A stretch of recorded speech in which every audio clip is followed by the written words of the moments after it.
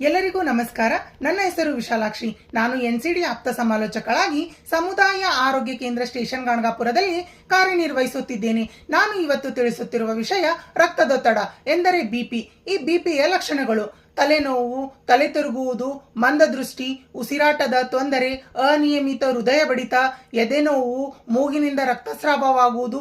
ಇಂತಹ ಯಾವುದೇ ಲಕ್ಷಣಗಳು ಕಂಡುಬಂದಲ್ಲಿ ಸಮುದಾಯ ಆರೋಗ್ಯ ಕೇಂದ್ರ ಸ್ಟೇಷನ್ ಗಣಗಾಪುರಕ್ಕೆ ಭೇಟಿ ನೀಡಿ. ಇಲ್ಲಿ ಸರಿಯಾದ ಚಿಕಿತ್ಸೆ ನೀಡಲಾಗುತ್ತದೆ. ಬಿಪಿ ಇರುವಂತಹ ರೋಗಿಗಳು ಅನುಸರಿಸಬೇಕಾದ ಕ್ರಮಗಳು: ಆಹಾರದಲ್ಲಿ ಕಡಿಮೆ ಪ್ರಮಾಣದ ಉಪ್ಪನ್ನು ಸೇವಿಸಬೇಕು, ಕರಿದ ಪದಾರ್ಥಗಳನ್ನು ಸೇವಿಸಬಾರದು, ಹಣ್ಣು ತರಕಾರಿಯನ್ನು ನಿಯಮಿತವಾಗಿ ಸೇವಿಸಬೇಕು, ಮದ್ಯಪಾನ ಮತ್ತು ಧೂಮಪಾನ ಮಾಡಬಾರದು, ಪ್ರತಿದಿನ 30 ನಿಮಿಷ ವ್ಯಾಯಾಮ ಮತ್ತು ಧ್ಯಾನ ಮಾಡಬೇಕು ಎಂದು ಆಡಳಿತ ವೈದ್ಯಾಧಿಕಾರಿಗಳಾದ ಡಾಕ್ಟರ್ ಅಮರ್ದೀಪ್ ಪವಾರ್ ಸರ್ ಅವರು ತಿಳಿಸಿರುತ್ತಾರೆ. ಧನ್ಯವಾದಗಳು.